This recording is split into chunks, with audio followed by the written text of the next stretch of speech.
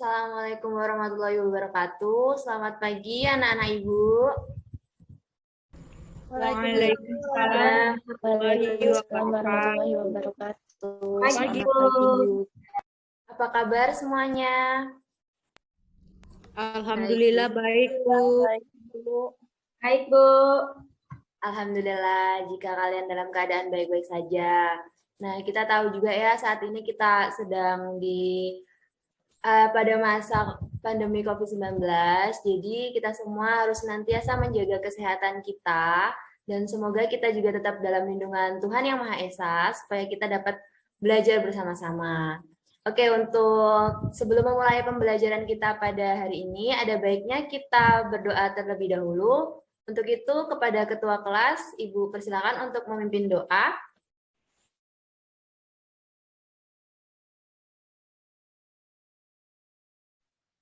Siap berdoa mulai.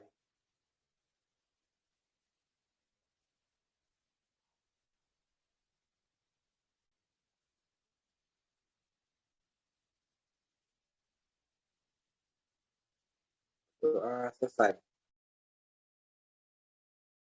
Baik, oke. Sekarang Ibu ingin tanya, apakah ada yang tidak hadir hari ini? Tidak ada, Bu. Hadir semua, Bu. Hadir semua, Bu. Alhamdulillah, bagus. Ibu senang kalau kalian bersemangat belajar ya, walaupun kita belajarnya secara daring seperti ini ya. Selanjutnya, mungkin ada yang masih ingat minggu lalu kita belajar mengenai apa?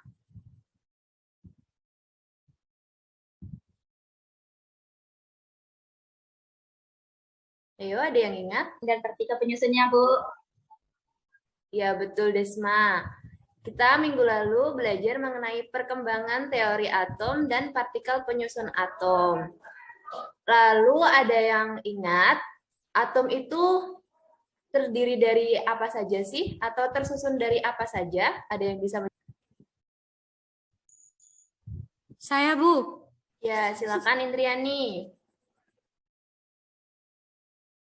Ayo, Indriani. Baik, Bu. Jadi, atom itu tersusun dari elektron, neutron, dan proton, Bu. Ya, bagus. Untuk selanjutnya, bisa dilihat gambar di slide PPT. Yang lain ada yang tahu itu gambar apa, ayo? Salat berjamaah, Bu. Ya, benar. Itu adalah sholat berjamaah. Jawaban dari Zal tadi juga benar, itu tadi sholat Jumat ya, karena itu semuanya cowok semua ya, kelihatannya ya. Jadi itu adalah sholat berjamaah. Jadi dari gambar ini ada yang tahu? Atau Ibu nih yang menjelaskan? Ibu aja ya, biar mempersingkat.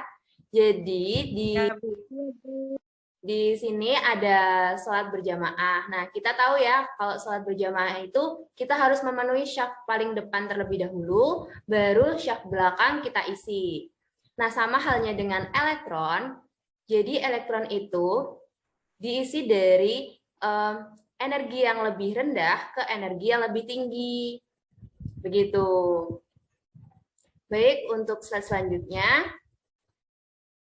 Dalam mengerti ya, jadi elektron itu tersusun dari yang lebih tinggi, yang lebih rendah ke lebih tinggi, begitu. Oke, sebelumnya Ibu akan menjelaskan terlebih dahulu bahwa tujuan dari pembelajaran kita pada hari ini yaitu yang pertama, melalui diskusi kelompok secara daring, siswa dapat menyusun konfigurasi elektron suatu unsur dengan tepat. Kemudian yang kedua, melalui diskusi kelompok secara daring, siswa dapat menemukan elektron valensi dengan tepat. Yang terakhir, melalui diskusi kelompok secara daring, siswa dapat mengkorelasikan konfigurasi elektron dengan letak unsur dalam tabel sistem periodik dengan tepat. Oke, untuk di PPT Ibu, ada yang tahu itu gambar apa ya? Tabel periodik, Bu. Tabel periodik, Bu. Tabel periodik. Ya, tabel periodik unsur. Nah, tabel periodik unsur ini terdiri dari beberapa unsur yang sudah ditemukan di bumi. Nah, pada tabel periodik ini terdapat yang namanya itu golongan dan periode. Nah, untuk golongan itu bisa dilihat dari kanan ke kiri itu dinamakan golongan. Di mana di situ ada golongan 1A, golongan 2A, sampai ke golongan 8A. Dan untuk dari atas ke bawah itu dinamakan periode. Nah, contohnya di sini ada tuh yang di atas H, itu kan hidrogen. Nah, hidrogen itu terdapat pada golongan 1A dan periode 1. Oke, mengerti ya? Untuk selanjutnya mungkin ada yang bisa mencoba, di situ ada natrium atau Na. Ada yang bisa menjawab dia terdapat di golongan berapa dan periode berapa? Saya, Bu. Ya, silakan Aneke Yunita. Nah, atom Na itu atau natrium itu berada di golongan 1A periode 3. Oke, benar. Bisa beri aplaus untuk Nita, teman-teman. Oke. Udah mengerti ya, jadi golongan dan periode itu bagaimana? Sudah paham semuanya? Dan kalau kita melihat dari tabel periodik, tentu kita bisa cepat ya, kita nentuin golongan berapa dan periode berapa, itu bisa cepat kalau kita melihat tabel periodik. Mungkin dari penjelasan dari Ibu ada yang ingin bertanya? Saya, Bu, izin bertanya, Bu. Silakan, Bintang. Nah, kalau misalnya kita nggak ada tabel periodik unsur, cara nentuin golongan dan periodenya gimana, Bu? Nah, bagus banget nih pertanyaan dari Bintang ya. Kalau misalnya nggak ada tabel periodik nih Bu, gimana kita menentukan golongan dan periodenya? Sedangkan kita nggak tahu ya. Nah, itu nanti akan kita jawab dengan diskusi kelompok. Jadi Ibu nanti akan membebaskan kalian untuk memilih kelompok. Yang penting dalam satu kelompok itu terdiri dari 2-3 orang. Nah, selanjutnya Ibu akan memberikan kalian lembar kerja siswa yang nanti akan Ibu kirimkan ke WA Group, dan Ibu beri kesempatan kepada kalian selama 30 menit untuk berdiskusi bersama teman kelompok kalian, dan nantinya kalian akan lanjut untuk mempresentasikan hasil diskusi kalian. Oke, mengerti semuanya?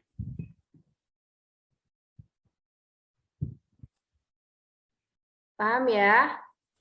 Oke, untuk itu diskusi kelompoknya bisa dimulai dari sekarang.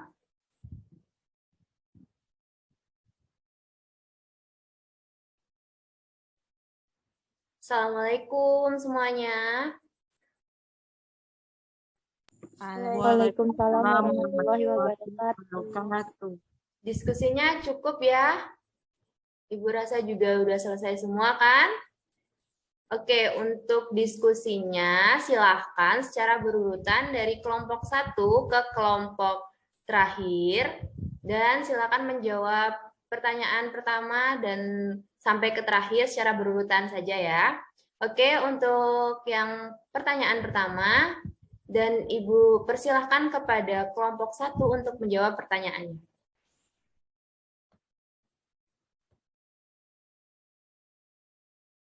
Baik, Bu. Di sini kami dari kelompok 1 ingin menjawab pertanyaan yang pertama dengan pertanyaan yaitu jelaskan aturan dari penulisan konfigurasi elektron. Nah, yang pertama yaitu aturan membangun atau outbound. Itu menurut aturan ini, elektron dalam atom itu harus memiliki energi terendah. Artinya, elektron harus terlebih dahulu nih menghubungi orbital dengan energi terendah. Nah, tingkat energi elektron ditentukan oleh bilangan kuantum utama. Bilangan kuantum utama dengan N-nya 1 itu merupakan tingkat energi yang paling rendah. Kemudian meningkat ke tingkat energi yang lebih tinggi, yaitu N2, N3, dan ini N sama dengan 1, kecil dari N sama dengan 2, kecil N sama dengan 3, dan seterusnya. Nah, setelah tingkat energi elektron ini diurutkan berdasarkan bilangan kuantum utama, kemudian diurutkan lagi berdasarkan bilangan kuantum azimut. Sebab orbital-orbital dalam atom itu berelektron banyak, tidak degenerasi. Nah, berdasarkan bilangan kuantum azimut, tingkat energi terendah adalah orbital dengan bilangan kuantum azimut terkecil atau 1 atau L sama dengan 0. Jadi, urutan tingkat energinya itu S kecil dari P, kecil dari D, kecil dari F, terdapat aturan tambahan, yaitu aturan N ditambah 1. Nah, menurut aturan ini, untuk nilai N tambah 1, itu sama orbitalnya itu memiliki energi yang lebih rendah. Adalah orbital dengan bilangan kuantum utama lebih kecil. Contohnya 2P, itu 2 ditambah 1 sama dengan 3, kecil dari 3S, 3 ditambah 0 sama dengan 3, atau 3P, 3 ditambah 1 sama dengan 4, kecil dari 4S, 4 ditambah 0 sama dengan 4, dan seterusnya. Nah, jika nilai N ditambah 1 berbeda, maka orbital yang memiliki energi lebih rendah adalah orbital dengan jumlah N ditambah 1 lebih kecil.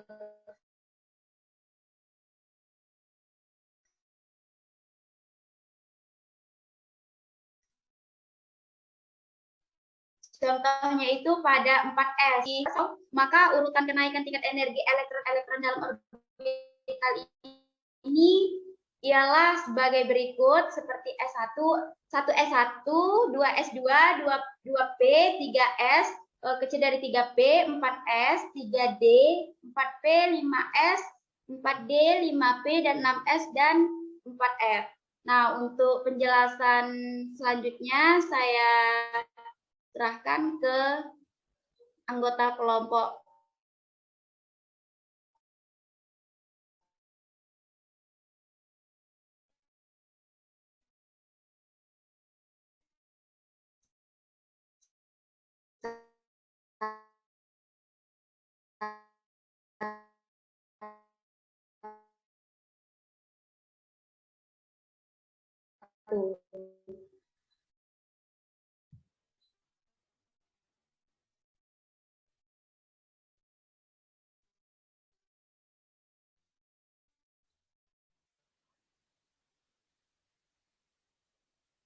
Yang kedua yaitu elektron-elektron yang menghuni orbital-orbital dengan tingkat energi yang sama, misalnya orbital PZ, PX, dan PY. Oleh karena itu, energi paling rendah dicapai jika spin elektronnya searah, seperti terlihat pada gambar di samping. Baiklah, untuk penjelasan selanjutnya akan disampaikan oleh Riza Aulia. Baik, terima kasih. Selanjutnya, saya akan melanjutkan diskusi dari teman saya mengenai prinsip larangan Pauli. Nah, menurut Wolfgang Pauli, elektron-elektron tidak boleh memiliki 4 bilangan kuantum yang sama. Nah, aturan ini disebut prinsip larangan Pauli.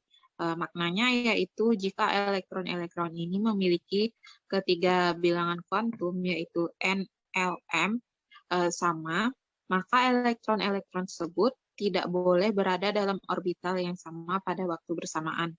Di mana akibatnya ini setiap orbital hanya dapat dihuni maksimum 2 elektron dan arah spinnya itu harus berlawanan. Sebagai konsekuensi dari larangan Pauli ini, maka jumlah elektron yang dapat menghuni 10 SPDF dan seterusnya berturut-turut adalah 2, 6, 10, 14, dan seterusnya. Hal ini sesuai dengan rumus 2 dalam kurung 2 ditambah 1 tutup kurung.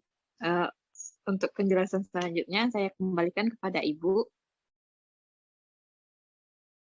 Baik, terima kasih untuk kelompok 1. Sudah jelas ya semuanya tentang aturan-aturan penulisan dari konfigurasi elektron. Oke, untuk selanjutnya Ibu persilakan kepada kelompok 2 untuk menjawab pertanyaan selanjutnya dan menjelaskan jawabannya kepada teman-temannya. Kepada kelompok 2. Baik, terima kasih Bu.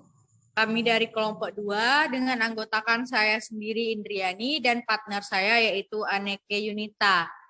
Baik, Bu. Saya akan membacakan soal nomor 2, yang mana soalnya itu berapakah elektron valensi dari O dengan nomor atom 8 dan nomor massa 16? Yang akan dijawab oleh Saudari Anneke Yunita. Kepadanya dipersilakan. Baik, di sini saya akan menjawab pertanyaan di mana konfigurasi elektron dari oksigen yaitu dengan nomor atom 8 adalah 1s2, 2s2, 2p4. Jadi elektron valensinya adalah elektron terluar di mana elektron terluar pada konfigurasi tersebut yaitu 2s2 dan 2p4. Dan untuk menghitung elektron valensinya kita hitung muatan dari S dan P sehingga 2 ditambah 6, 2 ditambah 4 sama dengan 6. Jadi elektron valensi dari oksigen atau O dengan nomor atom 8 adalah 6. Terima kasih.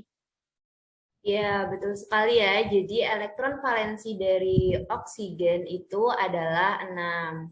Untuk pertanyaan terakhir, Ibu persilakan kepada kelompok 3 untuk menjawab dan menjelaskan kepada teman-temannya. Baik, Bu. Saya dari kelompok 3 yang bernama Winda Triwahyuni dengan partner saya yaitu Putri Otaviani akan menjawab pertanyaan dari Ibu dari nomor 3 yaitu tentukan periode dan golongan O dengan nomor atom 8 dan nomor massa 16. Yang akan dijawab oleh partner saya yaitu Putri. Kepada Putri dipersilahkan. Baik, terima kasih Winda. Saya akan menjawab pertanyaan yang ketiga, di mana konfigurasi dari O8 yaitu sama dengan 1s2, 2s2, 2p4. Nah, hal ini termasuk ke dalam golongan 6A periode 2. Dikarenakan konfigurasi ini berakhir pada P dan S yang menunjukkan golongan A dan jumlah dari elektron valensi yaitu 6, maka dia termasuk golongan 6A. Sedangkan periodenya adalah 2 sesuai dengan kulit terluarnya. Baik, saya kembalikan kepada moderator. Iya, benar sekali. Jadi oksigen itu termasuk ke dalam golongan 6A dan periode 2. Mungkin itu saja pelajaran dari kita hari ini. Mungkin dari anak-anak ibu ini ada yang bisa menyimpulkan apa yang bisa kita dapat dari pelajaran kita hari ini?